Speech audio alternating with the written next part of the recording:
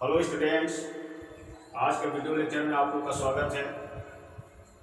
आज यूनिट 2 के billion part से द्रव्यीय बिलियन के अंतर्गत ठोस का द्रव में बिलियन का वाष्प दाब पढ़ें। ठोस का द्रव में बिलियन का वाष्प दाब पढ़ें।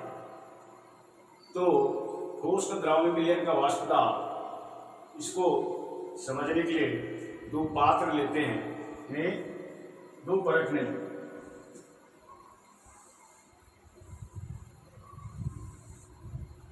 दो परखने लेंगे और इस परखनली को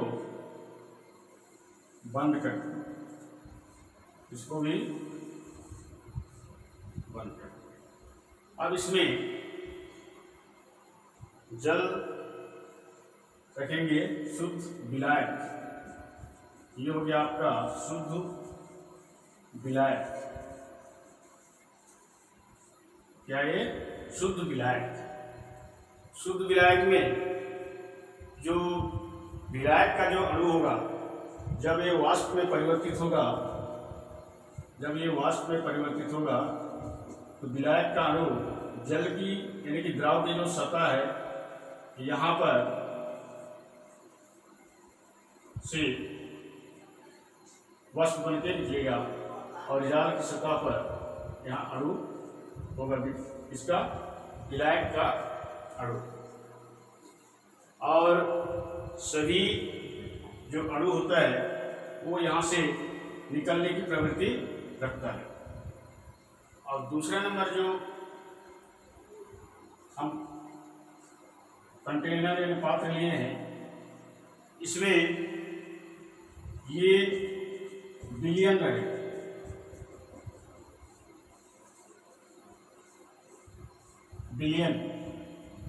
बिलियन इसलिए क्योंकि इसमें हम ठोस को विलय करेंगे, इसमें ठोस को विलय करेंगे, जैसे NaCl है, NaCl को इसमें घोलेंगे। तो यहाँ जो वाष्प, जो विलयन से जो वाष्प में परिवर्तित होगा, यानी अवाष्पशील जो विलय होता है, उसको जब हम इस शुद्ध विलायक में अगर हम डालेंगे तो विलयन बन जाएगा। और इस विलयन से जो इसका जो विलायक का जो अणु होगा वो, और जो विलय का जो अणु होगा, यहाँ पर विलायक का जो अणु होगा उसके बीच में आ जाएगा। यहाँ विलायक का जो अणु होगा, वाष्प का जो अणु होगा, उसके बीच में यहाँ किसका अणु आ जाएगा? विलय का अणु आ जाएगा। और शुद्ध विलायक समय जो वाष्प में परिवर्तित हो रहा था, वो वाष्प में परिवर्तित होना कम हो जाएगा। और इसका जो शुद्ध विलायक का जो दाब होगा, वाष्प दाब, उसको P0 से हम दर्शाएंगे। और विलयन का जो यहाँ पर जो विलय का, इसको लिखते जाएंगे, विलय का अणु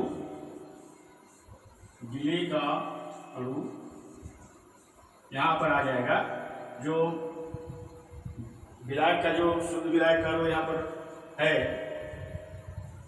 शुद्ध विलायक का अणु ये वाष्प में परिवर्तित होगा। इसका जो वाष्प दाब होगा उसको P0 से हम दर्शाएंगे। और इधर जो दूसरे कंटेनर में जो विलय का जो अणु बनेगा, विलायक का जो अणु होगा, यहाँ पर शुद्ध विलायक का तो रहेगा ही, उसके साथ साथ जो विलय हम NaCl डालेंगे उसका अणु भी यहाँ पर आ जाएगा। और यहाँ पर वाष्प दाब जो है जल की सतह पर कम लगाएगा, और केवल विलायक के अणु ही इसमें हम निष्कासन होने की प्रवृत्ति रखेगा। विलय का अणु ऊपर निकलेगा नहीं, ठीक है, इधर विलय का अणु नहीं निकलेगा। इसको हम, इसका वाष्प दाब होता है, उसको P मानेंगे यहाँ पर, वाष्प दाब, ठीक है। और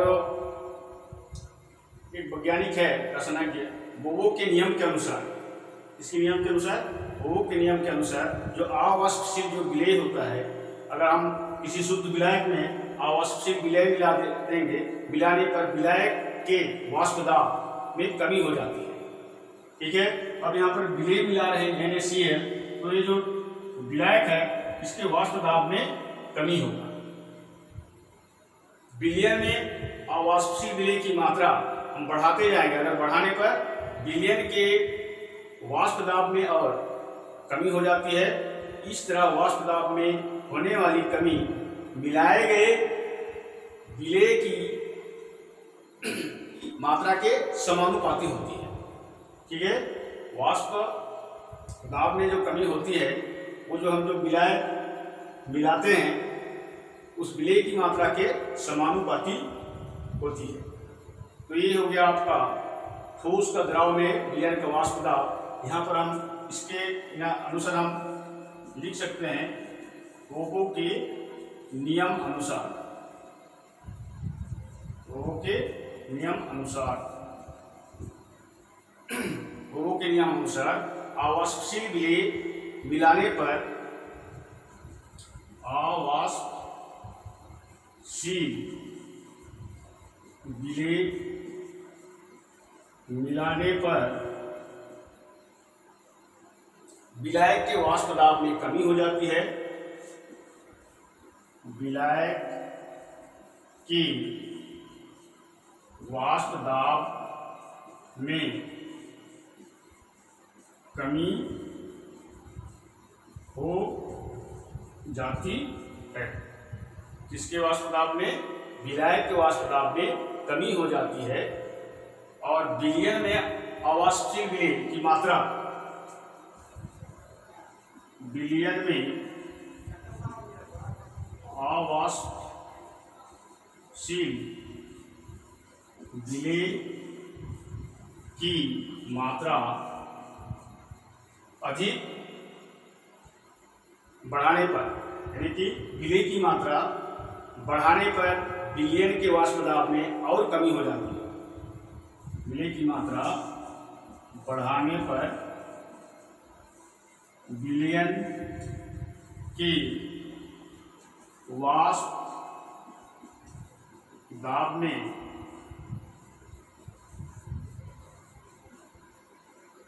यहाँ पर और कमी हो जाती है, और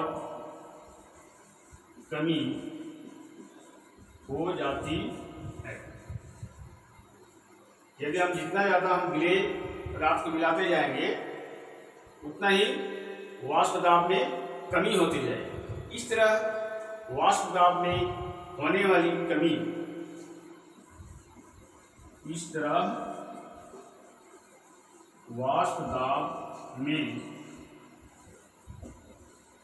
होने वाली, वाष्प दाब में होने वाली कमी मिलाए गए विलेय की मात्रा के, मिलाए गए विलेय की मात्रा के समानुपाती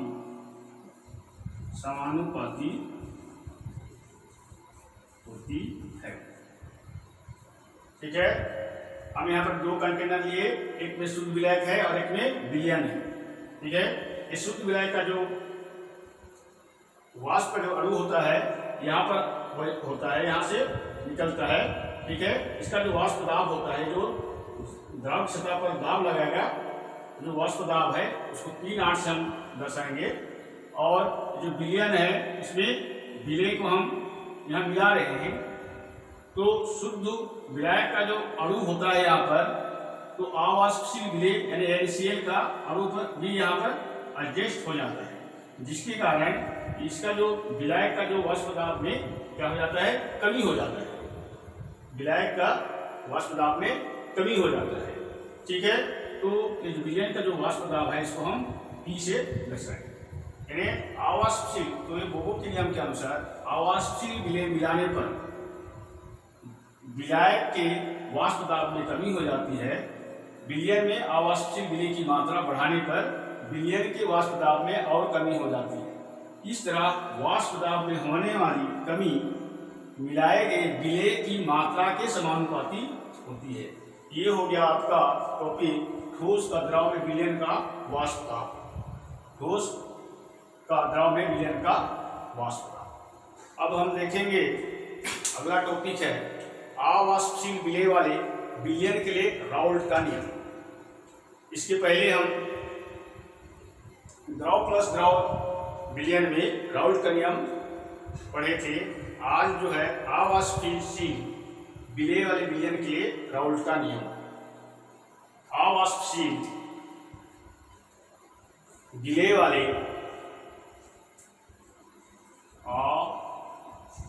अवाष्पशील विलय वाले अवाष्पशील विलय वाले विलयन के लिए राउल्ट का नियम। विलयन के लिए राउल्ट का नियम। राउल्ट का नियम। तो राउल्ट के नियम के अनुसार अवाष्पशील विलय वाले विलयन का वाष्प दाब विलायक के मोल अंश के समानुपाती होता है।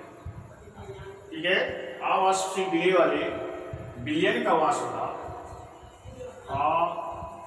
अवाष्पशील विलय वाले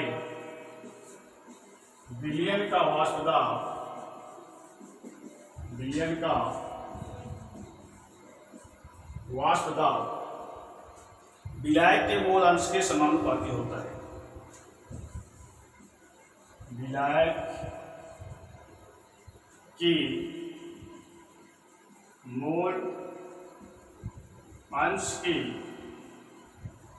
समानुपाती होता है। ठीक है, तो इसमें दो घटक, एक वाष्पशील विलय और दूसरा अवाष्पशील विलय से बने विलयन के दो घटक। अब यहाँ पर गणितीय रूप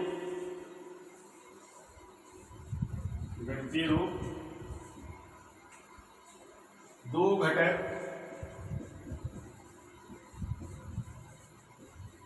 के कोष्ठक में वाष्पशील विलायक, कोष्ठक में वाष्पशील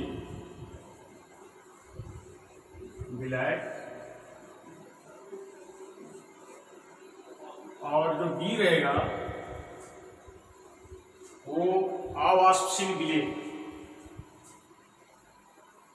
यहाँ और बी कोष्ठक में अवाष्पशील विलय कोष्ठक बंद से बने विलयन के लिए, से बने विलयन के लिए। अब यहाँ पर विलयन का वाष्प दाब बराबर विलायक का वाष्प दाब समानुपाती विलायक का मोल अंश।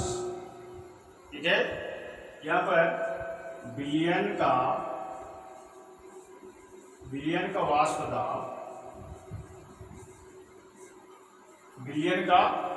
दाब बराबर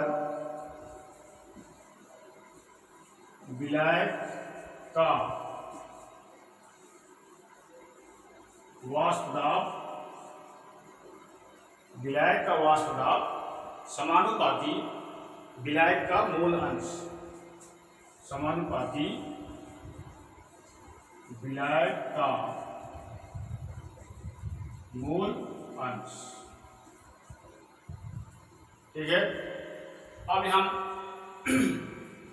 विलयन का वाष्प दाब T बराबर विलायक का वाष्प दाब TA,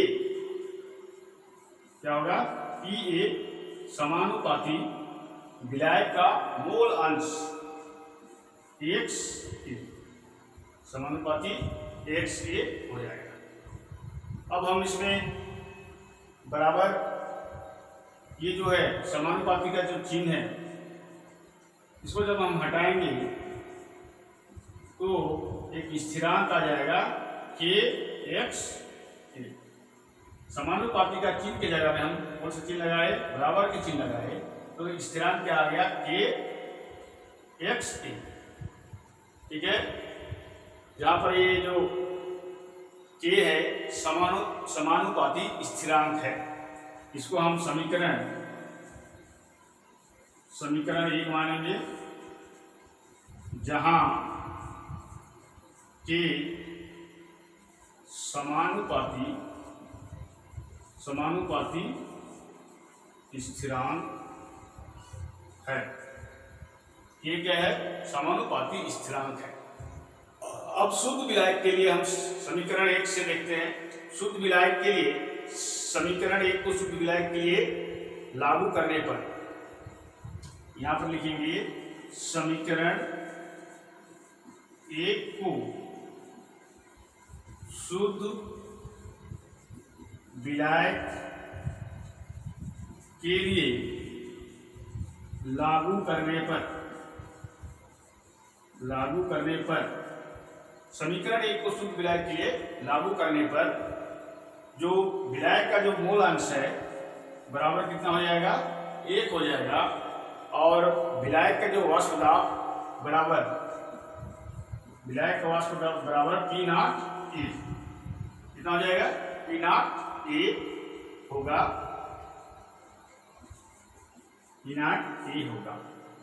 जहां P नॉट A शुद्ध विलायक का वाष्प दाब है। P नॉट A यहां पर लिख सकते हैं, जहां P नॉट A बराबर शुद्ध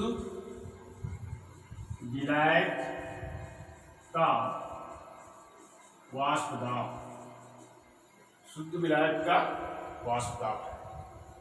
अब इसको आगे बढ़ाते हैं, ये जो समीकरण है समीकरण 1 को, तो अब इसमें XA और PA का जो मान है उसको हम कहाँ रखेंगे, समीकरण 1।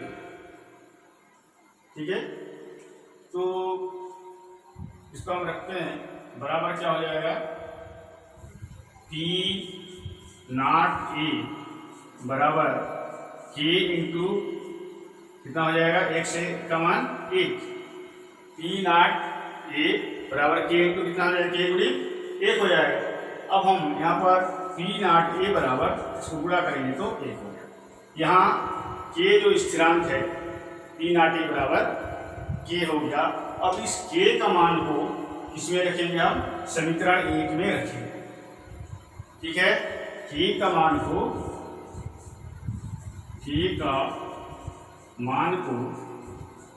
समीकरण 1 में रखने पर, समीकरण 1 में रखेंगे, यहाँ जब हम मान रखेंगे तो क्या हो जाएगा, PA बराबर K का मान P not A X, P not A X, ये हो गया आपका समीकरण 2। ये कितना हो गया, समीकरण 2। अब ये जो PA बराबर P नॉट A XA, अब ये जो है P विलायक का वाष्प दाब, इसको हम लिख सकते हैं नीचे, यहां मैं ये लिख देता हूं, P विलायक का वाष्प दाब बराबर P नॉट शुद्ध विलायक का वाष्प दाब, P नॉट यहाँ पर शुद्ध विलायक का वाष्प दाब गुणी कितना हो जाएगा, विलायक का मूल अंश गुणी विलायक का मूल अंश, ये हो गया मूल अंश। ठीक है, तो पी ए बराबर P not A into X A, ये समीकरण 2। तो पी ये जो है विलायक का वाष्प पदार्थ बराबर पी नॉट शुद्ध विलायक का वाष्प पदार्थ इंटू विलायक का मोल अंश। तो इस प्रकार से ये जो राउल्ट का नियम है ये यहाँ पर समीकरण 2 निकल गया। अब इसको हम आगे बढ़ाएंगे। यदि हम आवाष्पशील विलेय का आणविक द्रव्यमान अगर हम ज्ञात करना है तो इस समीकरण को हम आगे बढ़ाएंगे। ठीक है, समीकरण 2 से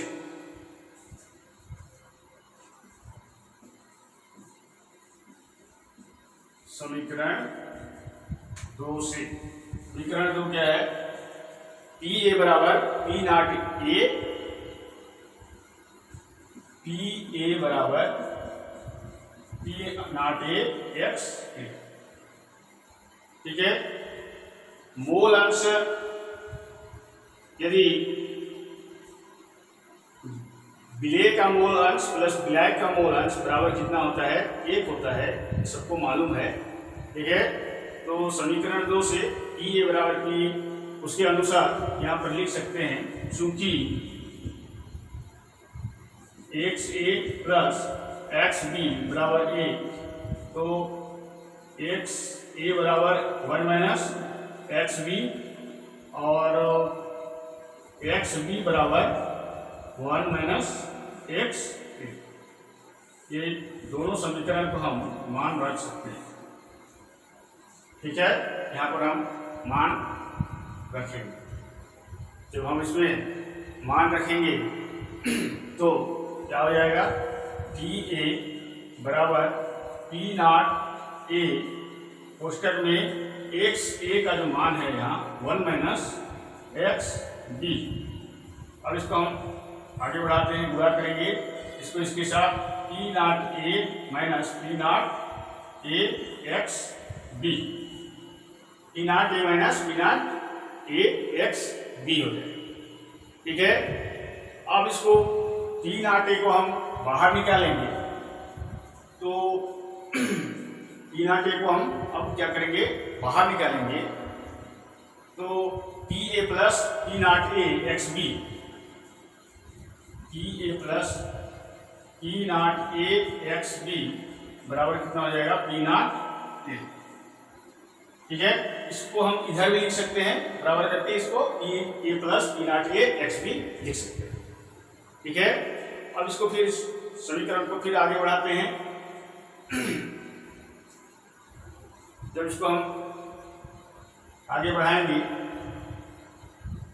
तो P not A X B बराबर पी नॉट ए माइनस क्या हो जाएगा? P A. अब इसको बाहर निकालेंगे, P not A X B बराबर पी नॉट ए माइनस कितना हो जाएगा? P A. ये इधर पक्षांतर होगा तो ये पी ए हो जाएगा। ठीक है, अब यहाँ क्या करेंगे? एक्स बी बराबर P not A minus P A बटे ये जो पी नॉट ए है वो नीचे आ जाएगा, पी नॉट ए हो गया।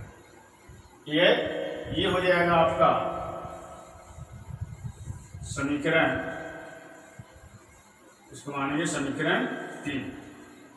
तो मानेंगे समीकरण 3, यानी वाष्प दाब में अपेक्षित अवनमन विलेय के मोल अंश के बराबर होता है। ठीक है, ये जो है क्या हो जाएगा? अपेक्षित अवनमन हो जाएगा। वाष्प दाब का ये अपेक्षित अवनमन विलेय के मोल अंश के समानुपाती होगा। यहाँ पर लिख सकते हैं अर्थात स्थिर ताप पर किसी वाष्पशील विलेय युक्त विलयन में, अर्थात स्थिर ताप पर किसी वाष्पशील विलेय युक्त विलयन में, किसी वाष्पशील विलेय युक्त विलयन वाष्पशील विलय युक्त विलयन में वाष्प दाब में अपेक्षित अवनमन, क्या लिखेंगे? वाष्प दाब में अपेक्षित अवनमन, वाष्प दाब में अपेक्षित अवनमन, अपेक्षित अवनमन क्या होगा? अपेक्षित अवनमन विलय के मूल अंश के बराबर होते हैं। यहाँ पर अपेक्षित अवनमन विलय की मूल अंश के बराबर होते हैं, मूल अंश के बराबर होते हैं। अब यहाँ पर तो ये जो वाष्प दाब में अपेक्षित अवनमन जो है ये विलय के मूल अंश के बराबर, ये हो गया आपका समीकरण 3। अब यहाँ पर कम मात्रा में अगर विलय हो, ठीक है, अगर कम मात्रा में विलय हो तो उसको हम क्या बोलते हैं? तनु विलयन। तो चूंकि XB बराबर मोल फ्रैक्शन हम देखे हैं, सूत्र यहाँ पर लिख सकते हैं, चूंकि XB बराबर NB बटे NA प्लस NB, ठीक है, NB बटे NA प्लस NB। यहाँ पर अगर हम NB का मान यानी कम मात्रा में हो, यानी कम मात्रा में विलय होगा तो तनु विलयन में इसकी मात्रा अगर कम हो तो तनु विलयन में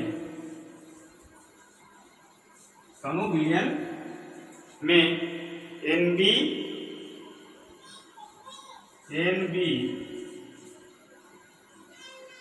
NA के नागण्य माना गया, ठीक है, NA के नागण्य, इसको मानेंगे हम NB की मात्रा अगर कम हो तो तनु विलयन हो जाएगा। तो NB को नागण्य मानने पर यहाँ पर मैं लिख रहा हूं, अतः NB को नागण्य मानने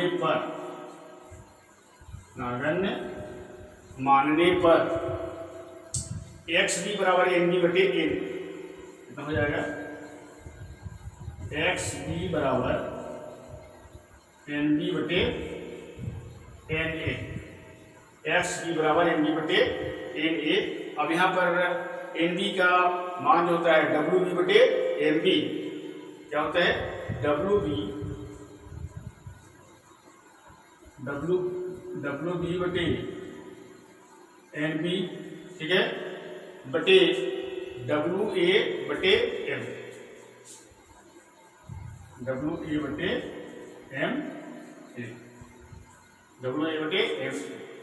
अब यहाँ पर हम देखेंगे समीकरण 3 में क्या किसका मान रखेंगे?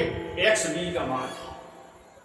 यहाँ पर जो समीकरण 3 है तो समीकरण 3 में हम किसका मान रखेंगे? XB का मान रखेंगे। समीकरण 3 में XB का मान रखने पर जब हम इसमें XB का मान रखेंगे तो क्या हो जाएगा? WB